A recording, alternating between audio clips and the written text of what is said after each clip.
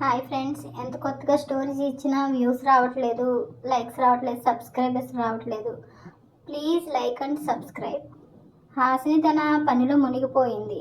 ఋషి గురించి ఆలోచించకూడదని నిర్ణయం తీసుకుంది. అతన్ని పూర్తిగా ఇగ్నోర్ చేయాలని ఫిక్స్ అయ్యింది. ఆఫీస్లో కొత్త టార్గెట్, కొత్త ప్రెజర్. ఆమెకి టైం కూడా లేదు, స్పేస్ కూడా లేదు. అన్ని పనుల మధ్యలో ఆమె తనని తాను బిజీగా ఉంచుకుంది. ఎందుకు అంటే గతం గుర్తు వస్తుంది.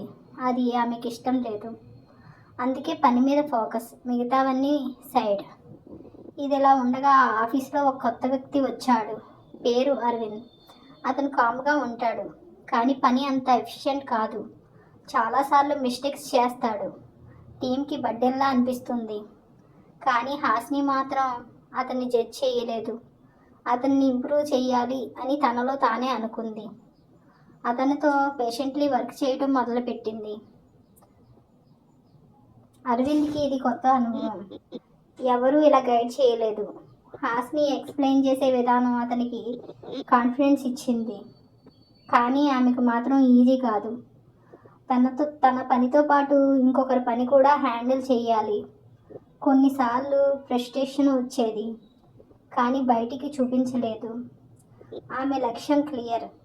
టీం స్ట్రాంగ్గా అవ్వాలి, కంపెనీ నిలబడాలి, ఒడిదుడుకుల్ని ఎదుర్కోవాలి.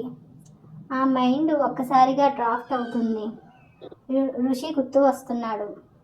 అతను ఎలా స్ట్రిక్ట్గా ఉండేవాడు, ఎలా పర్ఫెక్ట్ వర్క్ ఎక్స్పెక్ట్ చేసేవాడు, అన్నీ ఫ్లాష్ అవుతున్నాయి. ఆమె వెంటనే ఆలోచనలు ఆపేస్తుంది. ఇప్పుడు ఇది అవసరం లేదు అని తనను తానే కంట్రోల్ చేసుకుంది. మళ్ళీ ఫోకస్ వర్క్ మీద పెట్టింది. కానీ లోపల డిస్టర్బెన్స్ మాత్రం ఉంది. అది పూర్తిగా పోలేదు.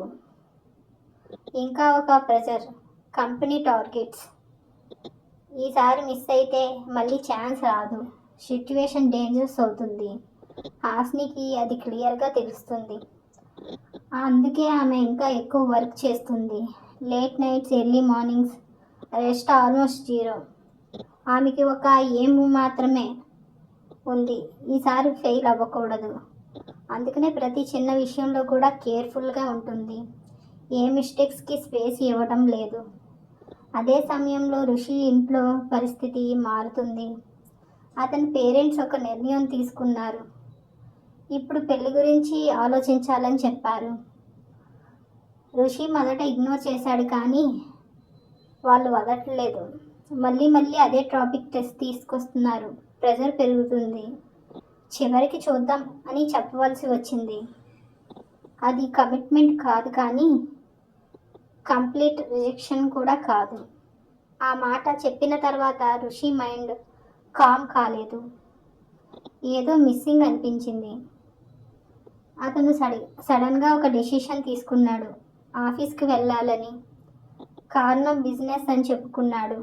కానీ నిజం అంత సింపుల్ కాదు. అతను తనని తానే కన్విన్స్ చేసుకున్నాడు అది జస్ట్ వర్క్ అని.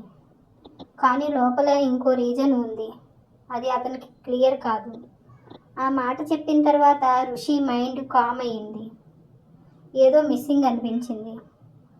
అతను సడన్గా ఒక డెసిషన్ తీసుకున్నాడు. ఆఫీస్కి వెళ్ళాలని. కారణం బిజినెస్ అని చెప్పుకున్నాడు. కానీ నిజం అంత సింపుల్ కాదు. తను తాను కన్విన్స్ చేసుకున్నాడు ఇది జస్ట్ వర్క్ అని. కానీ లోపల ఇంకో రీజన్ ఉంది. అది అతనికి క్లియర్ కాదు. ఆఫీస్కి వచ్చిన తర్వాత సూర్య ఆఫీస్ స్టాఫ్ వరుణ్తో మీటింగ్ పెట్టాడు. బిజినెస్ గురించి డిస్కషన్స్ మొదలుపెట్టాడు.